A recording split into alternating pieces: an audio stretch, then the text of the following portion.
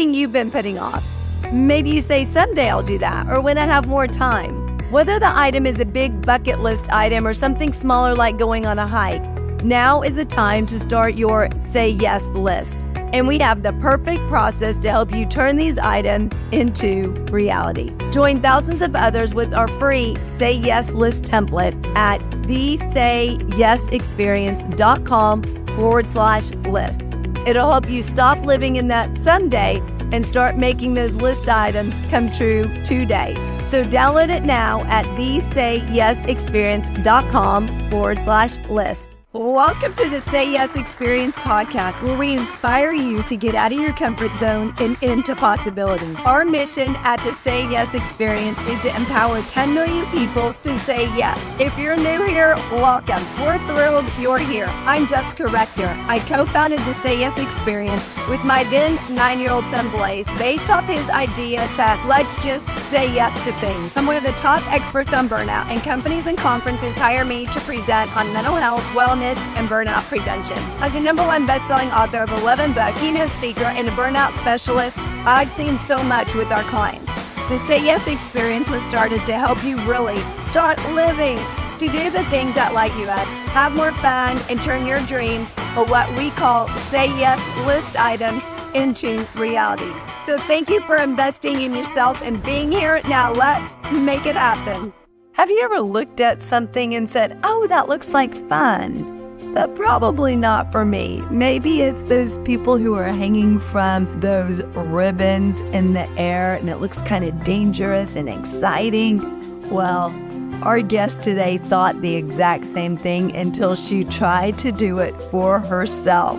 And she created a whole new career path for herself, and she helps others do the same thing. So please help me welcome my guest today, Polly Solomon.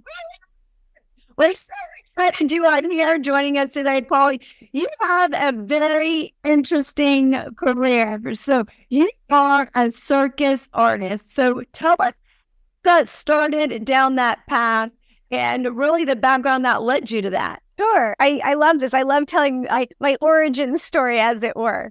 Yeah.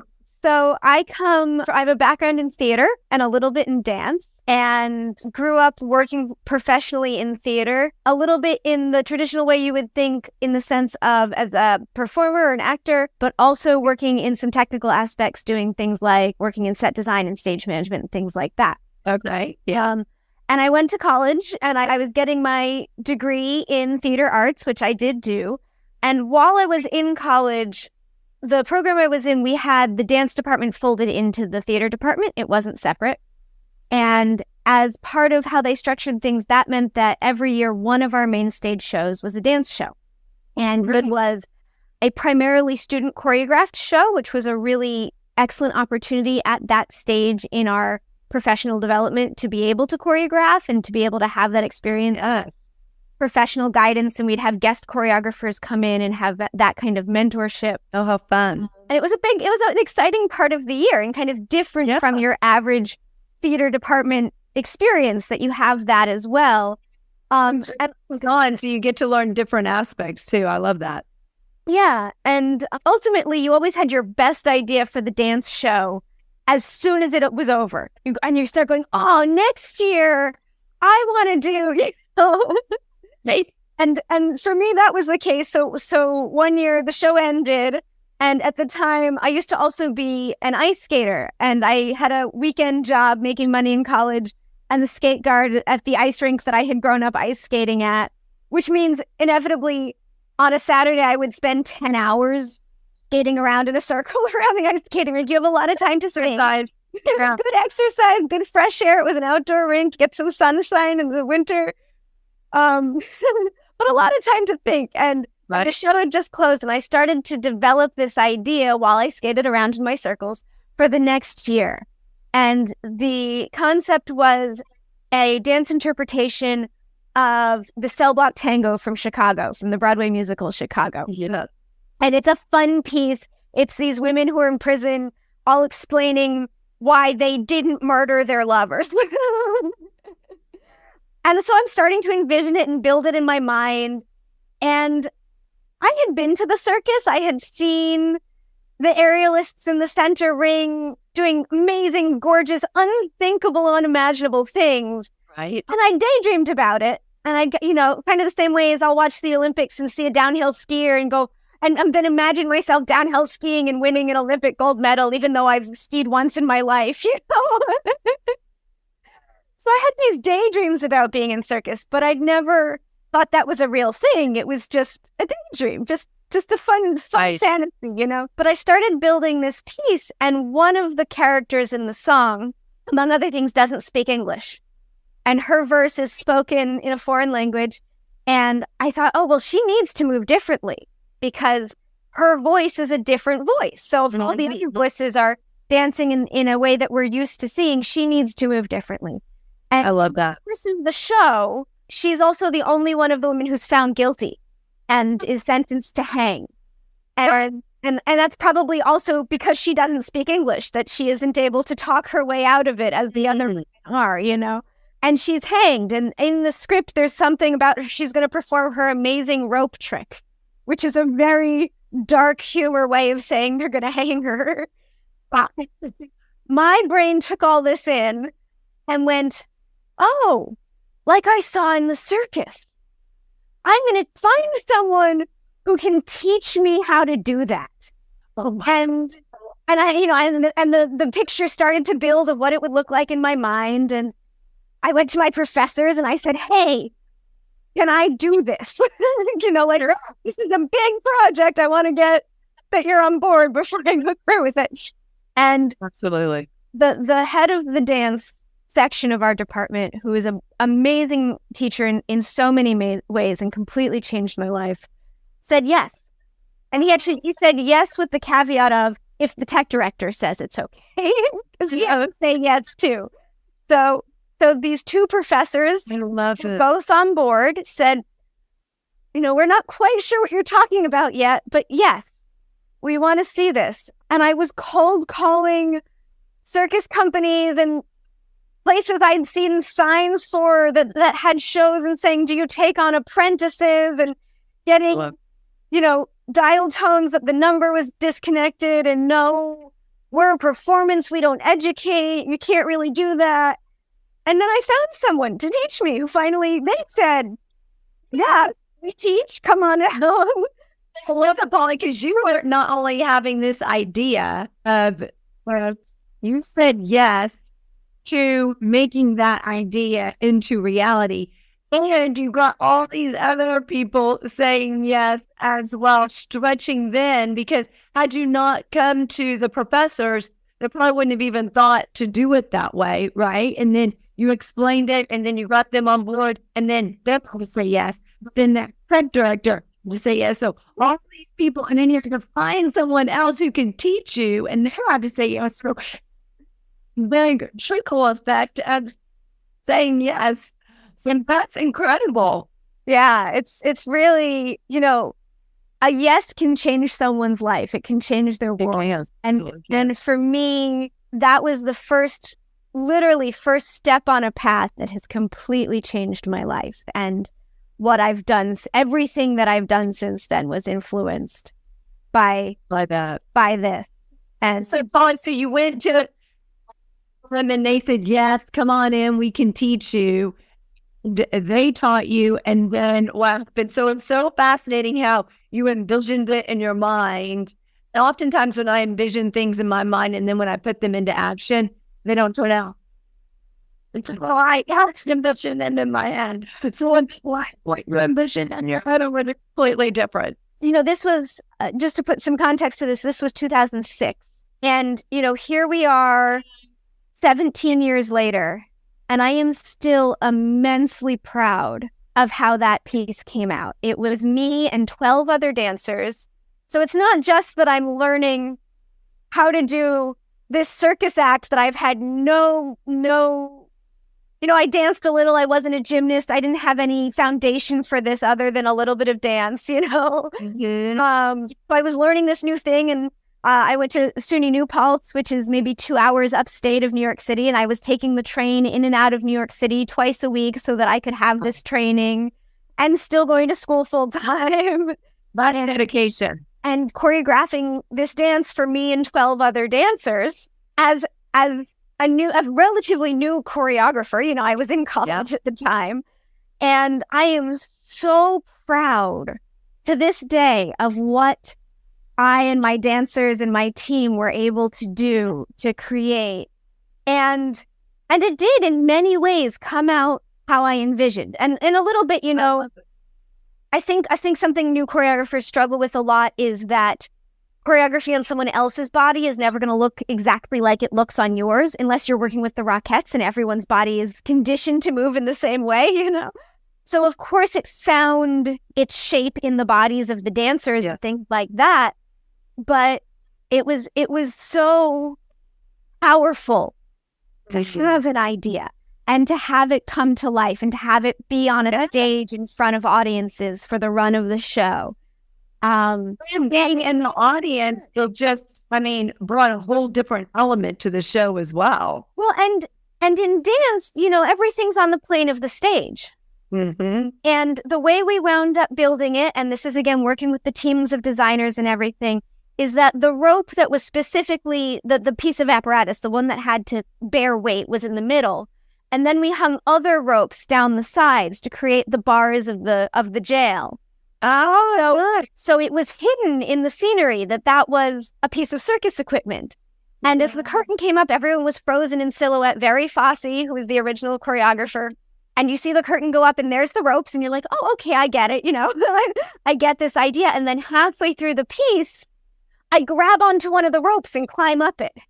Oh my gosh. And it's no longer on this plane. It's gone in, you know, the dance has gone into 3-dimensional space up into the air. Okay. Yes.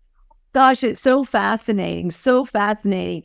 Just so you got all these people on board with the yes, but just the dedication, because you came up with the idea, but then you had to learn how to do it. So a completely different and new skill. But then, and in addition to that, you had to keep training to get it to where it needed to be. So that's a whole lot of stuff going on. Something completely new and different. Something not where your feet are planted on the ground either. So maybe there was a little bit of fear involved, not only fear of succeeding, but learning and doing it correctly, but you have nothing below you. So you needed to really be dedicated and all in, because that takes a level of focus too, right? It really does. It takes strength. It takes focus. It takes kind of understanding of the mechanics of how your body works and how the apparatus works. It takes trusting your coach that they're going to keep you safe. And I was doing some actually more advanced things. Like, I teach now, and I would never teach a beginner student who walked into the studio some of the things I performed. But because it was this really focused thing of this is the goal, we kind of skipped some of the more beginner things. I did circle back to them. I filled in the blanks after because I was completely addicted and I was like, I have to do this. This has to be part of my life now. But it was really a focused thing. And I even remember this is, the first, I do what's called a drop, which is that you rack yourself up and then you kind of roll down. I've seen that. Stops you at the bottom. And the first time I tried a drop, my first drop, I was feeling a little bit sick. And I've had eaten something not so good before class. Yeah. And instead of focusing on being scared, I was just focusing on don't be sick. Don't throw up. And I was like, well, there wasn't any room to be scared. There you go. Your mind focuses on other things, right? So how does it stop you at the end? So there's a couple things that happen, and it's mostly how you've racked it is that the part, as you turn your body out of it, part of it unwinds, but then you wrapped it so that it cinches on itself when you get to the bottom and create what we call a lock. And it's basically, it's all physics. It's all friction and momentum and all of these things, centripetal force, But the first part of the wrap is actually the part that stops you. And then you're kind of building above that, the part that you can fall into. Okay. I've always wondered, how do they stop right there? I've always wondered that, because it's so fascinating to see that. So once you did the dance and it was successful, and you're like, That's so fascinating because those are things that oftentimes I think people dream about, or they say, well, that's really cool that that person can do it. And then they don't ever think the possibility of them being able to do it. They think, oh, that's for someone else to do. And there's no way I could do that. I don't have the skills for that. I've only done like basic dancing. There's no way I could learn to do rope thing. Or, oh, I'm so scared of heights. There's no way I could get up there and do that. So how did you move from got basic dance to, oh, not only that, but that is the idea, I can actually be the one that does it, because you could have the idea and say, okay, so-and-so is going to do it. Instead, you said, no, I have this idea and I'll be the one that does that. Do you want to start saying yes, but you just don't know where to start? And oftentimes when we don't know where to start, we just don't start. So we created an ebook just for you. We put together 101 ways to say yes. In this ebook, ideas big and small, things that only take a small amount of time, like 1 to 2 minutes. Whether you're saying yes to yourself, in your family, relationships, or pushing yourself lovingly outside of your comfort zone with adventures, it's all made to really help you become more of your rock star self. So you can get this ebook at thesayyesexperience.com/book, BOOK.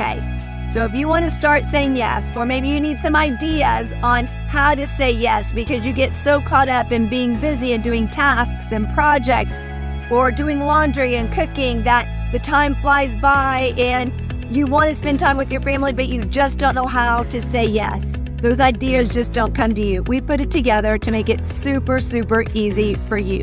So go to thesayyesexperience.com/book to get your copy today and start saying yes now. Are you feeling overwhelmed, stressed, or burned out? We get it. You're not alone. In fact, according to our research, 79% of the workforce is in burnout, and almost half are in extreme burnout. In fact, it's the number one reason why people are leaving organizations. They're burned out. They're looking for something more. They're looking for something better. But it doesn't have to be that way. We have your solution. It's called Blaze Your Brain to Extinguish Burnout. 52 Keys to Prevent, Breakthrough, and Eliminate Burnout. You can find your copy at jessicarector.com/store. Now, this is a great tool that you can use with yourself, with your colleagues, within your organization. Everyone can get one, and you can go through one a week with them. And at the end, you can say, what was something that worked this week? What was the success you had? So you can champion and encourage each other. You can also ask what were the challenges and issues that came up, so you can mastermind and brainstorm around those to keep those from coming up in the future. So make sure you get your copy at jessicarector.com/store. All books are autographed with a personal message just for you. Yeah. Oh, and it's so funny that you use those examples, because as an instructor, I actually get those questions and those concerns all the time of I'm afraid of heights, or I don't have any background, or I'm not that strong. Mm. And I, kind of explain, well, you're only going to go as high as you go, because when it's you climbing, like, I'm not going to put you up there. You're going to get yourself there, and you're going to get there when you're ready. And I have a lot of people who take their first class, and the end of class, they're like, I never imagined I would do that much in the first day, that I would be able to accomplish that. And yes, a little bit, that's that I'm a good teacher. Yeah. Having the right tools, you really can. And I think part of it was that I was young. Part of it was that I didn't know that I couldn't do it. Right. It hadn't occurred to me. I mean, yes, it was new and out there and wild, but I'd actually had some pretty wild experiences at that point in my life. And it didn't occur to me that it wasn't something I could do. And I mean, even at that young point, you do hear no a lot in the performing arts, in theater, things like that. There's a lot of dead ends. There's a lot of, well, we tried and it didn't work. But that's usually because of something external. That's usually the casting director doesn't feel you're right for the role, or the money's not there for the project, or what have you. But yeah, it didn't occur to me that I could do. It's a great mindset and great mental health, insight to have on yourself that it doesn't occur to you, because as we get older, I think all those questions and all those things come up for us, and we keep ourselves from doing the things that we really want. So after you said yes to that, how did that really translate into what you're doing now? How did that move you to do what you're doing now? Well, and I say it really changed my life, and it did.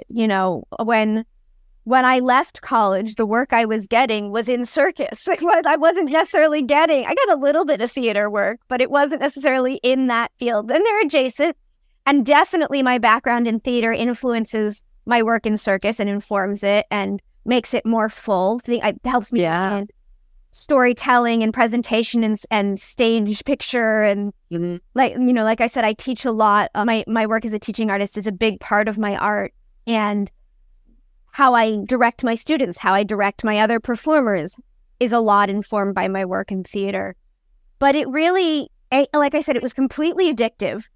Like this being off the air and upside down and going quickly towards the floor, but knowing you're going to stop, and making my body into these shapes I didn't know it could be in, and I out of my back muscles when I got married. I was like, I need a dress that shows off my shoulders because I've worked hard for these. I bet you get a lot of strength doing something like that too. It physically changes your body. It changed. Like I'm very petite, but I'm a broader person than I was before I started, and I love it. I love how it feels to do these things. I love, of course you get like endorphins from exercising, and it's a completely different way of exercising than going to the gym or running a mile. But it's a fun way of exercising too. You're learning a new skill. You're doing something different. You're growing and really stretching those limitations that you put on yourself, and you're exercising in the process. Yeah. What can be better? Yeah. And you're expressing yourself, because it has the benefit of, sports and exercise, and it has the benefit of performing in art, all wrapped up in one package. All wrapped into one. But to your question of learning that yes worked, that really, it is something I took with me, and it's something that I several years after I left college, I had a very unfortunate accident, not circus related. When you work with kids a lot, you do like birthday parties, and I was setting up for a birthday party, and the ladder I was standing on broke. Oh my God. And I fell and had very serious injury. And that could have really been the end of that journey. Mm-hmm. And this is kind of parallel to saying yes, but none of my doctors or my physical therapy team, like I had a whole recovery team, I had surgery, and I went into physical therapy saying, I'm not leaving until I can do a handstand again. Oh, no one told me that wouldn't happen. Oh, And in hindsight and understanding the situation, it was very possible. It was possible that was the end of that part of that career. Yeah. And the only thing that was going to keep it going was me working very, very hard in physical therapy the first bout of physical therapy was 4.5 months after the surgery, Oh, yeah. But they said, you're going to have to work hard. And I worked hard. I went to physical therapy one day, and they're like, why are you always swollen when you come into physical therapy? And I said, well, all I'm doing, you told me to do my exercises 5 times, and I did my exercises 5 times. And they went, oh, Polly, we lie to people. We're lucky if we can get patients to do it once a day. Because I was so driven that I was gonna do as much as I could, and I was gonna get back. Yeah. So even just that, having a team that knew better than to tell me I couldn't, to tell me, because had they, I would have given up. Mm-hmm. Maybe also, Polly, maybe you were able to get to where you are now because you were doing that all before you fell. You had that muscle strength. You had that buildup already. So then it was your body going back to that, like muscle memory, going back to what you knew. as opposed to if you'd not had it and then tried to do a handstand, then maybe you wouldn't have been able to do that. But your body was used to that kind of stuff because you had built it up for so long. Yeah, and that's, I was fortunate enough to work with a very amazing rehab team. And, they're like, well, what could you do before? And I'd bring in videos. I'd say, this is the goal, because they're not going to get you to something you didn't know how to do for sure. But so that was very powerful. And to even, that was 2010. So now we're 13 years down the road from that. And as you get older, you do forget that you can envision it and then make it happen. And I've recently found myself, I'm working now on building my own circus school. That's how I play. Tell us about that. So I have had the great privilege since 2011 of working with an organization called the American Youth Circus Organization, which is a national network of circus schools throughout the United States. It has over 200 member circus schools. So if you didn't know, there's circus schools all over the country. There are these youth circus programs. And there's also places that are more focused at training adults and things like that. But they're all over the place. You just have to look for them. And that's really given me an amazing perspective of how things are done in the rest of the country. And in New York City, where I'm based, we don't really have that. We have some studios that train primarily adults and things like that. But there's a lot of challenges that this specific city present that have really been barriers to people establishing a youth circus school in this city that I'm finding myself up against, but I'm aware of them and I'm finding my own path to do so. And a lot of the work we wind up doing here is going into schools, doing residencies, doing after-school programs. I love it. Summer camp programs. But I find that doesn't give the kids who love it a chance to continue. You leave the school and there's no, if they went, but I loved that and I want that in my life, there's not a real way for that to happen. And there used to be a program I worked for called Cirque du Monde, which was Cirque du Soleil's social circus program. And we worked in the South Bronx and we were working with underserved population.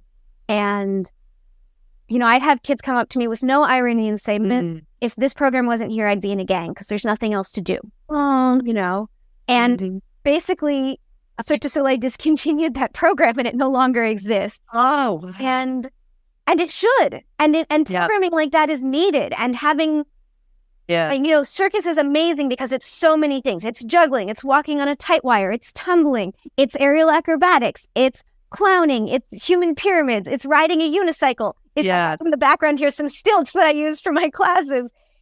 So kids can find the thing that feels good for them. They can find their version of expression. Yes. And find the spot where they shine. But they're still part of a troupe. They're still working together. They're still learning leadership and communication and self-expression and self-development and building their strengths and balance and hand-eye coordination. Yes. All of these amazing things that if I'm just in a school for a week, we're not going to get there. Right. Yeah. We're not going to really be a part of the community. We're guests. We're there for a week. Exactly. 12 weeks after school or what have you. And I want to bring it past that. I'm ready. I love that. I've worked with a lot of different people, seen a lot of how it works, and I'm ready to do it in a way that can work for this city.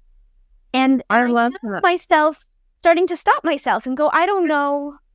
That's really big. I don't know if I can do that. Like, that's going to have to be, like, I have this giant picture. I don't know how to make that big picture.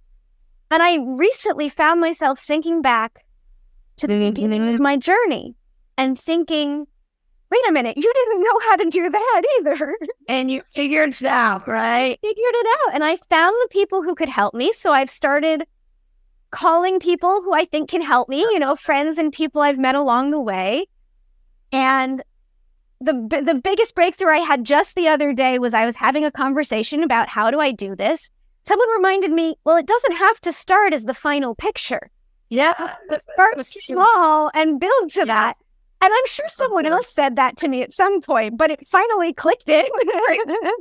And you're like, yeah. And what I love about that is what kids need also gives them the possibility of what can happen, of what they can be, of what life can look like for them. So you're doing so many amazing things out there, Polly. We can keep talking because this is so fascinating on just how you got to where you are and the amazing things that you're doing for kids. So really quickly, what do you want to leave someone inspired or empowered by? So maybe people saying, great, but I'm never going to be a circus artist. I think two things.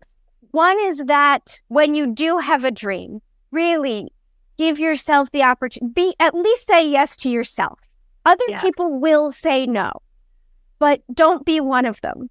You know, give yourself the chance. Give that dream the chance. And the other thing I would say is, as much as possible in this life, be the person who can say yes to someone else. Oh, I love that. It's so much for being here, Polly. So what are you going to do to say yes today? Give your dream a chance. As Polly says, say yes to yourself and also say yes to someone else and give someone else's dream a chance. We look forward to hearing from you. Have an amazing day. We'll see you next time. Bye-bye. Are you ready to move to your next level of rockstar greatness? CFO, Chief Fun Officer, #1 best-selling author, and keynote speaker Blaze Rector is ready to help you do that. At just 10 years old, he's already written 2 #1 best-selling books. Through the power of storytelling, he uses lessons learned and shares strategies, tips, tactics, and tools to inspire, empower, and motivate you to live a more amazing life. So if you're ready to do that in your own life, grab a copy of his #1 best-selling books at jessicarector.com/store. And when you order your copies, he will personally autograph them and write you a message on those books before shipping them out to you to really inspire and empower you in your life. These books are great for adults and kids alike. So if you're ready to move to your next level of rockstar greatness, make sure you grab your copy at jessicarector.com/store. Enjoy those amazing, empowering, transformational books. Did you know that the 2 biggest issues impacting the workforce are mental health and burnout? Well, we have your solution. The more that you feel burned out, the more it impacts your mental health. The more your mental health is impacted, the more it leads to burnout. So it's a vicious cycle that goes around and around, but it doesn't have to be that way. You can help them both if you're intentional and strategic with it. We have lots of resources for you at jessicarector.com/store. One that I want to highlight that really enhances your mental health is Tame Your Brain Game, 52 tips to turn negative thoughts into positive action. Now, research shows that 80% of your thoughts are negative. No matter how positive you feel, it's the pattern and the habit that you've developed over the course of years, over the course of decades. And that can often impact your life, how you show up, how you lead, how you communicate, how you engage, whether at work or at home. And then it also impacts a work environment. All you need is one NN or TT, negative Nancy or toxic Tim, to really impact that work environment. So if you are ready to enhance your mental health, get your copy of Tame Your Brain Game, 52 tips to turn negative thoughts into positive action today at jessicarector.com/store. All books are autographed with a personal message just for you. Thank you so much for being here. Check us out at thesayyesexperience.com. Our mission at the Say Yes Experience is to empower 10 million people to say yes. With your help in sharing our podcast, we can do that. Follow us on all social media at the Say Yes Experience and join our free community at facebook.com/groups/the Say Yes Experience. Thank you again to our guest. You can find all the contact information for our guest in the show notes. Thank you to our CFO, Chief Fun Officer, Blaze Rector, our business advisor, Lisa Verhurick, and to our team at Jessica Rector Enterprises. We look forward to connecting with you on the next episode. Have an amazing day and keep being a rock star.